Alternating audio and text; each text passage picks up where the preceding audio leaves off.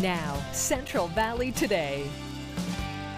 Well, March 30th marks World Bipolar Day, a day created to encourage awareness and increase education surrounding this complex condition with hopes of eliminating the social stigma associated with bipolar disorder.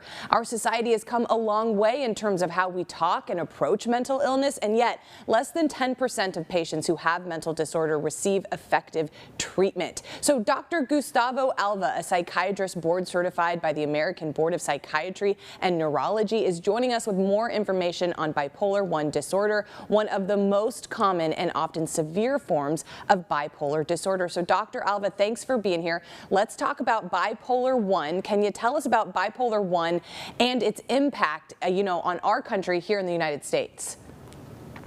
I'd be happy to, Emily. Bipolar 1 disorder, BP1, is a recurrent lifelong mood disorder which results in functional as well as cognitive impairment.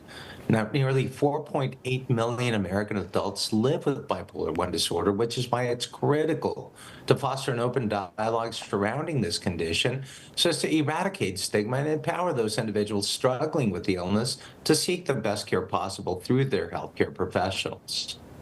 I think one word there is so hopeful, and you say empowering. Now that we know so much more about mental illness and we know so much more about bipolar disorder, we should feel empowered to seek help and to seek solutions. So what are some signs of bipolar 1 that individuals should watch out for?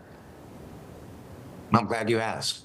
With bipolar 1, there's a characterized scenario of recurrent manic and depressive episodes. These can last weeks or even months. For example, bipolar 1 patients may face periods of unusually intense emotions and changes in their sleep patterns as well as their activity levels. All of these can negatively impact that person's day-to-day life. So recognizing these things is really important. And what are the challenges associated with treating bipolar 1? Well, about half of those diagnosed with a mental disorder have issues with their long-term treatment plans.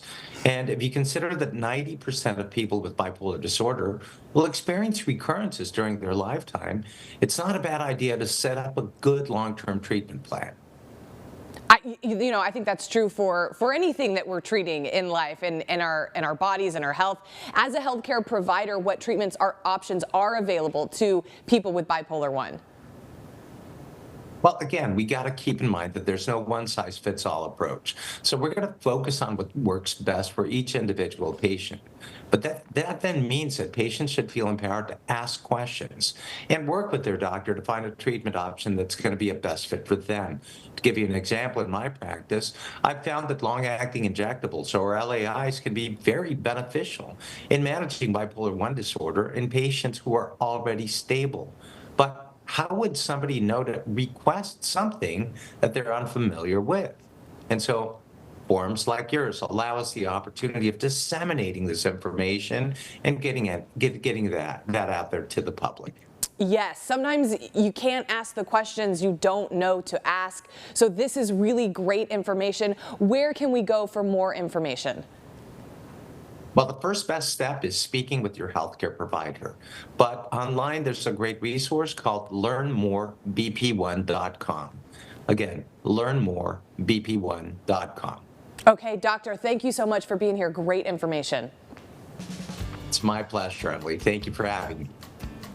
Next, the Battery Workforce Challenge is tasking 12 North American universities and partner vocational schools with designing, building, testing, and integrating an advanced battery. We find out how it's being used after the break.